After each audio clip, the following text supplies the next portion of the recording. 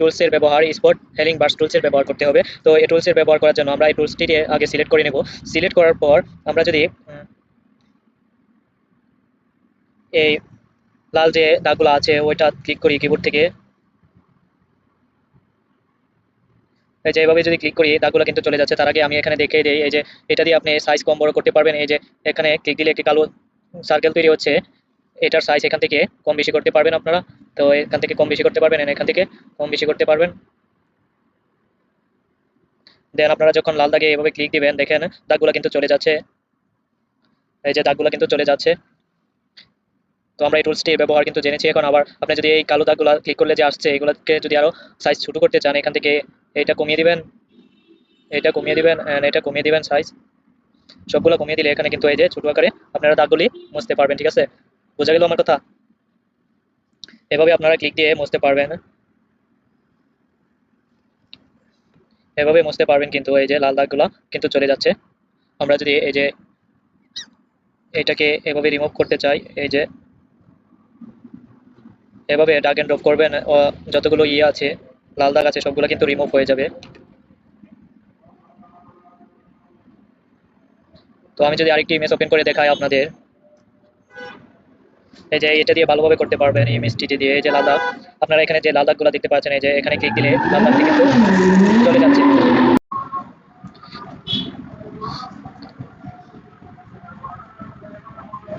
এভাবে আপনারা বাড়িয়ে দিয়ে এটাকে করতে পারেন, এভাবে রিমুভ করতে পারেন।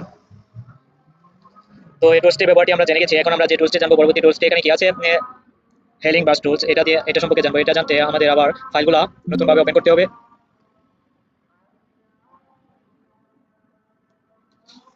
তো আমি যদি এখান থেকে ওপেনে যাই, ওপেনে যাওয়ার পর এখান থেকে যদি আবার এটাকে ওপেন করে নেই, ওপেন করে নেওয়ার পর এটাকে জুম করে নেই, দেন আমরা এটাকে যদি হেলিং বাস টুল সিলেক্ট করার পর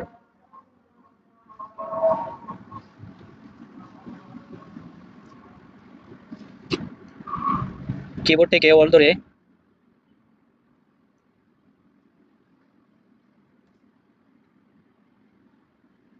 আমরা ধরুন চাচ্ছি এই যে এখানে সাদা অংশটা আছে, আমরা যদি এই টুলসটি সিলেক্ট করে কিবোর্ড থেকে অলটা যে বাটনটা আছে ওইটাকে ক্লিক দিয়ে সাদা অংশতে একবার ক্লিক দেই, এভাবে পিক আপ করে নেবে কালারটা। দেন এখানে লাল যে অংশটা আছে ওইটা যদি আমরা মুছতে চাই তখন লাল অংশটাতে গিয়ে এভাবে ক্লিক দিলে কিন্তু মুছে যাবে লাল অংশটা। ঠিক আছে,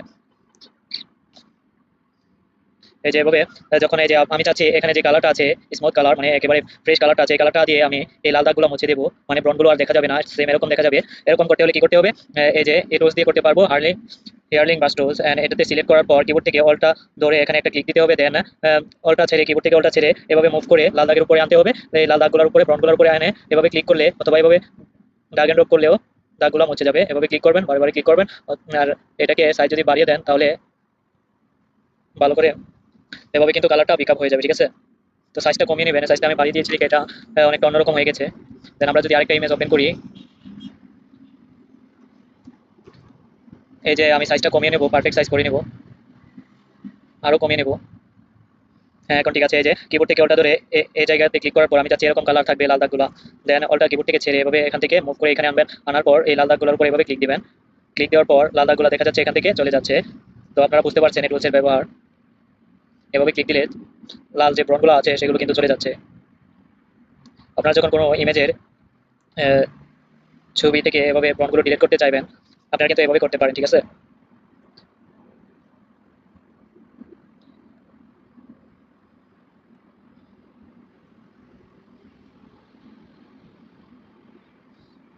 তো এখান যদি এটাকে ছোট করি এই যে দাগগুলো কিন্তু চলে গেছে। তো আমরা পরবর্তী কি টুলস আছে, পরবর্তী আছে পেজ টুলস। পেজ টুলস এর ব্যবহার জানার জন্য আমি আবার এই দুইটাকে রিমুভ করে দেই। রিমুভ করে দেওয়ার পর আমি আবার একটি ইমেজ ওপেন করে নেই, ব্রনওয়ালা ইমেজ, যে ছবিটা ব্রন আছে। দেন এটাকে জুম আউট করে নেই।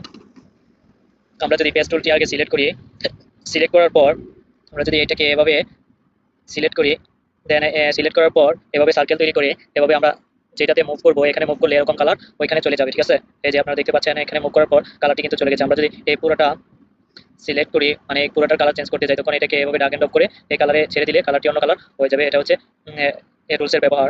এটাকে যদি আমরা আরো ছোট করে দিই তাহলে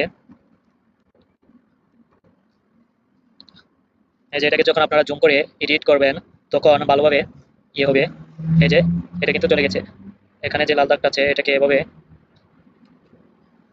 সিলেক্ট করার পরে এভাবে ড্র্যাগ এন্ড ড্রপ করবেন, দেন এখানে একটা ক্লিক দিলে সিলেক্টটা ডিসিলেক্ট হয়ে যাবে, এটাকে সিলেক্ট করে এভাবে ড্র্যাগ এন্ড ড্রপ করবেন, দেন এখানে এভাবে একটা ক্লিক দিলে ডিসিলেক্ট হয়ে যাবে, এটাকে এভাবে ড্র্যাগ এন্ড ড্রপ করবেন, এখানে একটা ক্লিক দিলে ডিসিলেক্ট হয়ে যাবে, এটাকে ড্র্যাগ এন্ড ড্রপ করবেন, দেন এভাবে রিমুভ করতে পারবেন। তাহলে আমরা পেজ টুলের ব্যবহার কি সেগুলো জেনেছি, এন্ড পরবর্তী টুলস সম্পর্কে আমরা জানবো। পরবর্তী টুলস এখানে কি আছে, content aware move tools.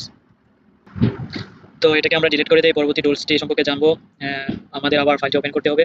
Open করার পর আমি ধরুন চাচ্ছি কন্টেন্ট এবার মুভ টুল দিয়ে এটাকে সিলেক্ট করব।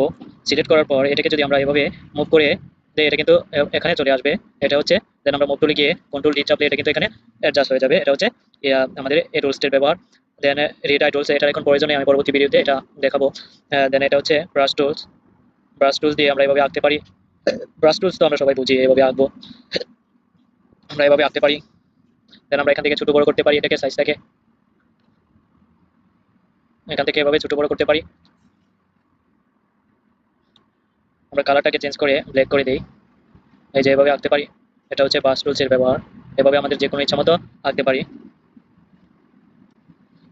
দেন আছে কি পেন্সিল টুলস। পেন্সিল টুলস দিয়ে এটাও সেম আঁকতে পারি, এভাবে পেন্সিলের আকারে এভাবে আঁকতে পারি, এভাবে আঁকতে পারি। দেন পরবর্তী যে টুলসটা আছে সেটা হচ্ছে কালার রিপ্লেসমেন্ট টুলস। আমরা বাকি টুলসগুলি পরবর্তীতে জানবো। আজকের ক্লাসটি এ পর্যন্ত, বাকি টুলসগুলি আমরা পরবর্তীতে জানবো। ধন্যবাদ ভিডিওটি দেখার জন্য, ধন্যবাদ। ফটোশপের বাকি টুলসগুলো আমরা পরবর্তী ভিডিওতে আমরা জানবো এভাবে ধাপে ধাপে। ধন্যবাদ ভিডিওটি দেখার জন্য। আজকের ভিডিওটি এখানেই শেষ।